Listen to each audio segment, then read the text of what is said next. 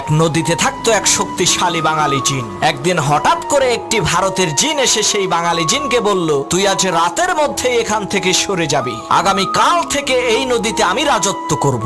ভারতের জিনের এই ধমকি শুনে বাঙালি জিনটি একটি জেলের কাছে গিয়ে বলল, ভাই তুমি যে এই নদীতে মাছ ধরো, আজ পর্যন্ত আমি কি তোমাকে কোনো কষ্ট দিয়েছি? জেলে বলল, না তা তো দেন নাই। তখন সেই বাঙালি জিন বলল, তাহলে আজ রাতে তুমি আমাকে একটু সাহায্য করবা, আমি ভারতের এক জিনের সাথে লড়াই করব। তখন আমি তোমাকে ডাক দিয়ে বলবো, বড় ভাই আপনি আসেন। তুমি তখন বলবা, ওরে ধর আমি আসতেছি। জেলে বলল, ঠিক আছে। কথা অনুযায়ী রাতের বেলা বাঙালি জিন আর ভারতের জিনের মধ্যে তুমুল লড়াই শুরু হয়ে গেল।